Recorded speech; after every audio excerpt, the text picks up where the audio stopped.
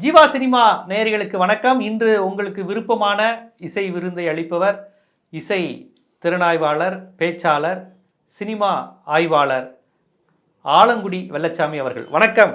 வணக்கம். ஜேசுதாஸ் ஒரு பிறப்பால் கிறிஸ்தவ நம்பிக்கையுடையவராக இருந்தாலும் அந்த ஐயப்பன் கோயில் பாடல் மூலமாக பயங்கரமான ஃபேமஸ். இவருடைய அந்த அறிவாசனம், அந்த ஐயப்ப பக்தி பாடல் கேட்டிங்கன்னா கடவுள் நம்பிக்கையில நாத்தியரும் கூட அந்த குரலை கேட்டா கொஞ்சம் ரசிச்சுட்டு தான் போவாங்க.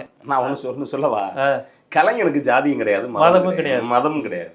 ஏன்னா அவன் வெளியில ஏதாவது தக்க வைக்கிறதுக்கு ஒரு சில பேர் பேசலாமே ஒழிய, கலைஞனுக்கு அப்படி எல்லாம் கிடையாது. நீங்க மதுரையில் ராஜா முகமதுன்னு ஒருத்தர் இருக்கார். எனக்கு பார்த்தா அப்படி ஒரு முருகனை நான் நாடகத்தில் பார்த்ததே கிடையாது. அப்படி போல்ட்டாக நிற்பார், அப்படி முருகன் வேஷம் போட்டு அவர் வேல் வச்சிருப்பாரு. வேலை பார்த்தா 50 சைஸில் இருக்கும் ஒரு சைஸுக்கு. அப்படி வச்சுக்கிட்டு அவர் முருகனாக நிற்கிறப்ப அவர் உட்காந்து காலையில் 4:30 மணிக்கு கேட்பாங்க. ரசித்து அவர் பாடுறப்ப இசையிலையும் பாண்டித்தியம் உள்ளவர். ஒரு ராஜா முகமது முருகனை அவங்களால பார்க்க முடியுது இல்லையா? அதுதான் ஒரு கலைஞன்.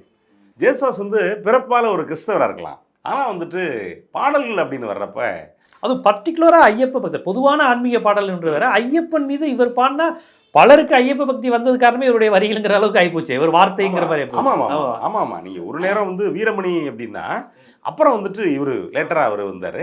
ஆனால் ஒவ்வொரு பாடல்களும் நீங்கள் அது கூட பின்னாடி கங்கைமரன் இசையில் ஒரு தொகுப்பு ஒன்று வந்துருந்துச்சு.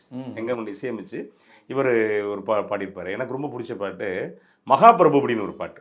சரி, மகாபிரபு எங்கள் மகாபிரபு அப்படின்னு ஒரு பாட்டு. அதுக்கு முன்னாடி அறிவராசனம் இப்போவும் ஐயப்பன் கோயிலில் அறிவராசனம் ஜேசுதாஸுடைய அந்த குரலில் தான் ஒழிச்சிக்கிட்டு இருக்கு. அதில் அது ஆராட்டுன்னு சொல்லுவாங்க. ஆராட்டு அப்படிம்பாங்க. அதாவது ஐயப்பனை அப்படி தாளாட்டுறது, நம்ம ஆராட்டு அப்படிம்பாங்க இல்லையா? அந்த வழக்கு சொல்ல மலையாளத்தில் ஆராட்டு அப்படிம்பாங்க. அறிவராசனம் விஸ்வமோகனம் அரிததிசதம் ஆராம் தெப்பாதுகம் அப்படி போகும். அது கேட்கறதுக்கு இப்போ நீங்கள் கேட்டாலும் ஒருவேளை நடையில் பாடினா தூக்கம் வந்துடும். அவ்வளோ ஒரு அழகான பாட்டு அந்த பாட்டு. ஐயப்பனுக்கும் ஆராட்டுறது ஜேசுதாஸ் தான். ஆமாம், எப்பா தூங்க ஐயப்பா கொஞ்சம் நேரம் அப்படின்னு சொல்லிட்டு ஆராட்டுறது ஜேசுதாஸ். ஒரு முறை ஏதோ ஒரு நடை சாத்துகிற நேரம் போயிட்டாராம். எப்பவுமே இவருடைய பாட்டை போட்டு தான் நடை சாத்துவாங்களாம். இவர் வந்த உடனே பாட்டெல்லாம் போட வேணாம், அவரே பாட சொல்லுங்கட்டாங்க. ஆமாம், அது நடந்தது. இன்னொரு கதையும் விடுவாங்க. என்னை ஐயப்பன் கோயில் நடையை சாத்திட்டாங்க, இவர் போய் பாடினாரு, கதவு திறந்துருச்சு அப்படின்னு. அது நம்மளால நம்ப முடியாது.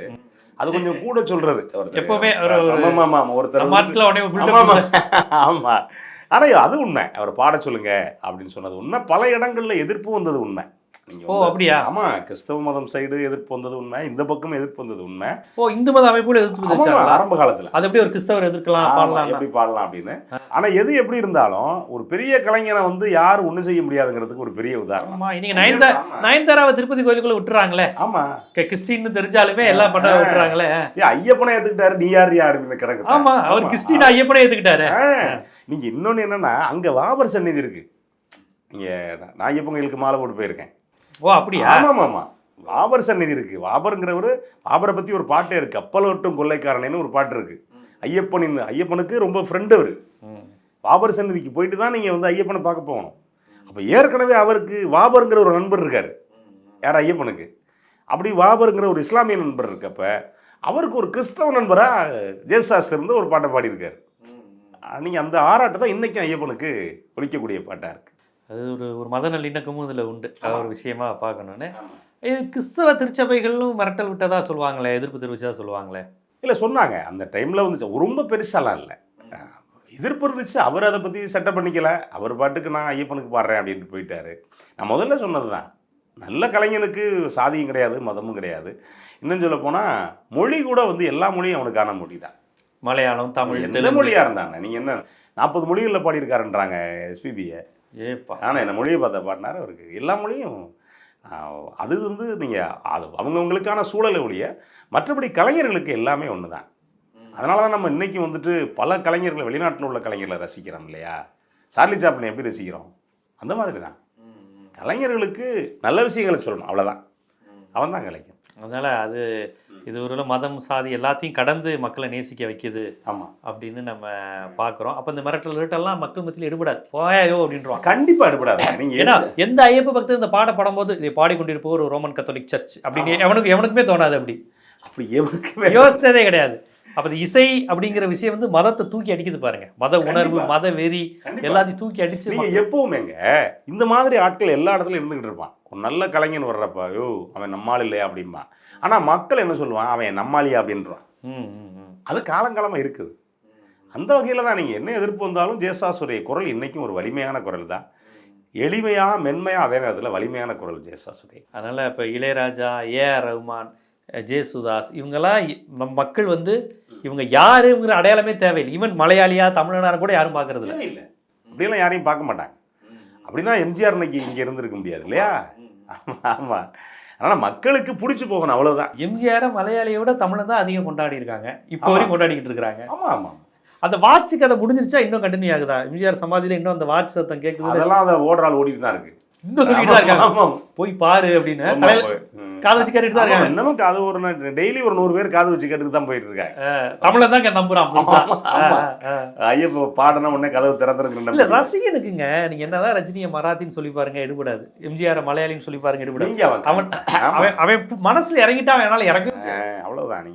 நீங்க யாரெல்லாம் ரஜினியை வந்து நீங்க மராத்தின்னு சொன்னாலும் கன்னடிகான்னு சொன்னாலும் ரஜினியை ரசிக்கிட்டு தானே இருப்பேன். கண்டிப்பா கண்டிப்பா. அதை நீங்க வந்து அரசியலா விமர்சனம் பண்ணலாம், நடிகனா ரஜினியை விமர்சனம் பண்ணவே முடியாது. நடிகரா அவர் ஒரு பெரிய விஷயங்க. கிட்டத்தட்ட ஒரு 50 வருஷமா தமிழ் சினிமால தமிழர்கள் இதயத்துல இறங்கிட்டார். அரசியல் ரீதியா அவர் பேசுறத டக்குன்னு விமர்சனம் பண்ணிட்டு போயிடுவான். ஆமாம், அவ்வளவுதான். டக்குன்னு படிக்காதுன்னு பார்த்து அழுதுகிட்டு தான் இருப்பான்.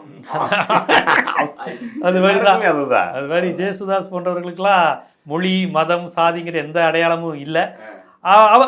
அவரும் வந்து கிறிஸ்தவராகவும் மெயின்டைன் பண்ணிக்கிட்டு இதை பாடுறத அவர் பாதிக்கவே இல்லை. அவர் பாட்டுக்கு போயிட்டாரு. அது ஒரு பெரிய விஷயமே கிடையாது. ஆனா அவர் கோவிலுக்கே போனாரு. ஒண்ணு தெரியுமா உங்களுக்கு, நீங்க ஆன்மீகம் வேற, பக்தி வேற, மதவெறி வேற, மூணு வேற. ஆன்மீகத்துக்கு கடவுள் அங்கிற அவருக்கு ஒரு ஒற்றை பிம்பம் தான். பக்திக்கு எந்த கடவுள் அப்படிங்கிற ஒரு தேவை இருக்கு. மதவெறிக்கு அந்த கடவுளை வச்சு என்ன லாபம் பார்க்கலாம் அப்படிங்கிறது. பக்தன் ஒருபோதும் யாரையும் கெடுக்க மாட்டான். ஆன்மீகவாதி ஒரு எறும்பு கூட துரோகம் செய்ய நினைக்க மாட்டான். ஆனால் மதவெறி பிடிச்சவன் எதை யாருந்தாலும் எடுத்து நம்ம எடுத்து தக்க வச்சுக்கலாம்னு நினைப்பான். அவர் வந்து ஒரு தூய்மையான ஆன்மீகவாதி. இசை வந்து நுட்பம் கைவர பெற்றவர். அப்படி இருக்கிறப்ப அவங்களுக்கு என்ன கடவுள், எந்த கடவுளாக இருந்தான்னு இயேசுவை பாடுற அதே வாய் தான் இந்த பக்கம் பாடியிருக்காரு. இயேசு பற்றியும் பாடியிருக்காரு. இருக்கு மலையாளத்தில் நிறைய பாடல்கள் பாடியிருக்காரு. இயேசு பற்றி நிறைய பாடியிருக்காரு. எல்லாமே பண்ணியிருக்காங்க. ஆனால் ஐயப்பனுக்கு தான் ஃபேமஸ் ஆயிருக்கு. ஆமாம், ஃபேமஸ் ஆனது அது தமிழ்லையும் சரி மலையாளத்துலையும் சரி. இல்லை அந்த அந்த நீங்கள் சொன்னக்கூடிய அந்த ஐயப்பன் பாட்டு இப்போ வரையும் எனக்கு தமிழா மலையாளமாலாம் எனக்கு தெரியாது. ஆனால் அதை உச்சரிச்சுட்டு போயிட்டே இருக்கிறான். இல்லை அது தமிழும் கிடையாது மலையாளம் கிடையாது, அது சமஸ்கிருதம். Okay okay okay. ஹரிவராசனம், விஸ்வமோகனம், ஹரிததீட்சதம், ஆராத்திய பாதகம். எனக்கும் நமக்கும் அந்த இசை இறங்குதுங்க நம்மகிட்ட அந்த பால் அப்படின்னு. நீங்க ராஜா சார் எந்த பாட்டு பாடியிருப்பார் இல்லையா, ஜனனி முழுக்க வந்து நீங்க 1-2 தமிழ் சொல்லு தான், மற்றபடி முழுக்க கவனிச்சு பார்த்தீங்கன்னா அது சான்ஸ்கிரிட் தான். ஆனால் நம்ம கேட்டுட்டு தானே இருக்கோம். அதனால வந்துட்டு அதுக்குள்ள நீங்க பிடிச்சிச்சுன்னா நீங்க இசையை கடந்து தானே போயிடுவோம், நம்ம வரியை கடந்து தானே உள்ள நேசிப்போம். அந்த பாட்டே வந்து ஜேசாஸ் பாட வேண்டிய பாட்டு தான். ஜனனி பாட்டு வர லேட் ஆயிடுச்சுன்னு இவர் பாடியிருக்காரு. ட்ராக்கை கேட்டு ஜேசுதாஸ் நல்லா இருக்கு, என்னோட நீங்க நல்லா இதெல்லாம் ஒரு பெரிய குணம் வேணுங்க ஒருத்தருக்கு. வந்துட்டு என்னோட நீ நல்லா பாடிருக்கீங்கன்னு சொல்றது இருக்குல்ல, அது தான் திறமையை நம்புறவங்களால தான் மட்டும்தான் முடியும். அதே மாதிரி சூரசம்ஹாரம் படத்தில் வரக்கூடிய நான் என்பது நீ அல்லவோ தேவதேவி பாட்டு இருக்கு இல்லையா, அதுவுமே வந்து இவர் ஜேசுதாஸ் பாட வேண்டியதுதான். இல்லை ட்ராக்கில் வந்து இவர் அருண்மொழி பாடியிருக்காரு. சரி, பாட்டை கேட்டவுடனே அவன் நல்லா பாடியிருக்காயா இருக்கட்டும் அப்படின்னு போயிட்டார் ஜேசுதாஸ். நீ இப்போ கேட்டாலும் அந்த பாட்டு ஒரு சந்தனத்தில் குழைச்சி கொடுத்த மாதிரி இருக்கும். நான் என்பது நீ அல்லவோ தேவதேவி. ஆமாம், நான் என்பது நீ அல்லவோ தேவதேவி, தேவலோகம் வேறு ஏது, தேவி இங்கு உள்ள போது வேதம் போது. அதாவது இவர்களுக்கு இசை தான் கிட்டத்தட்ட இசைங்கிறதே அவங்களுக்கு ஒரு ஆன்மீகம் ஆயிடுச்சு இவங்களுக்குலாம். ஆமாம், இளையராஜா, ஜேசுதாஸ். அதனால தான் அவங்களுக்கு ஐயப்பனுக்கும் ஜீசஸுக்கும் வேறுபடுத்தலாம் முடியல. ஆன்மீகம் அவ்வளோதான். அவ்வளோதான். ஆனால் இவரை பற்றி சொல்லுவாங்க ஐயப்பன் கோயிலுக்கு அந்த இருமுடி கட்டிட்டுலாம் போனாருங்கிற மாதிரி சொல்லுவாங்க. அது ஏங்க ஜேசாஸ் மட்டும் இல்லைங்க, ஜேசாஸ் பிரபலம்ங்கிறதுனால நீங்கள் பேசுகிறீங்க. நீங்கள் உண்மையான மனிதர்களுக்கு, எளிய மக்களுக்கு கடவுள் ஒரு பெரிய பொருட்டே கிடையாதுங்க. எனக்கு தெரிஞ்சு எத்தனையோ இஸ்லாமியர்கள் மாலை போட்டு ஐயப்பன் கோயிலுக்கு போய் நான் பார்த்துருக்கேன். எத்தனையோ கிறிஸ்தவ, அப்படியா? ஆமாம்மா, எத்தனையோ கிறிஸ்தவ நண்பர்கள் ஐயப்பன் கோயிலுக்கு மாலை போட்டு நான் பார்த்துருக்கேன். அதே மாதிரி எத்தனையோ பேர் சுற்றுலா போகும்போது நாகூருக்கு போயிட்டு அங்கே தர்காவில் போயிட்டு பல பெண்கள், அது நான் நிறைய பார்த்துருக்கேன். அது இப்போ வேண்டிக்கிட்டு குழந்தை கண்ணெல்லாம் கொடுப்பாங்களே, இந்த நாகூர் கண்ணு செஞ்சு போடணும் அப்படி பார்த்தா யாருன்னு பார்த்தீங்கன்னா முஸ்லீமாக இருப்பாங்க.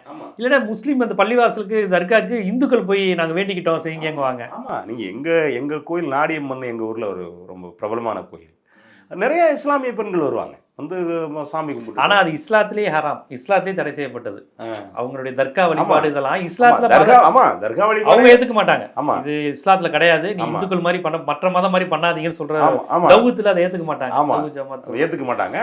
ஆனா மக்களுக்கு, எளிய மக்களுக்கு எல்லா கடவுளும் ஒண்ணுதானே. அந்தோணி சாமி அவன் கும்பிட்ற சர்ச்சை எனக்கு ஒண்ணுதான், ஆரோக்கிய சாமி ஒண்ணுதான், எல்லாமே அவங்க ஒண்ணுதான். கண்டிப்பா ஜேசுதாஸின் குரல்ங்கிறது ஒரு மத சாதி கடந்து இசையை அவர் வந்து ஒரு எந்த அளவுக்கு சிலாகிச்சு ரசித்திருக்கிறார். மக்களுக்கும் அந்த உணர்வை கடத்தியிருக்காரு பாருங்க. மதம் கடந்த இசை உணர்வை அவர் கடத்தி இருக்கிறார். இதை அவர் அரசியலாவோ பிரச்சாரமாவோ செய்யல. அவர் பாட்டுக்கு இசையை நேசிச்சு செய்யறாரு. அது இந்த மாதிரியான ஒரு அரசியலையும் பண்ணியிருக்கு.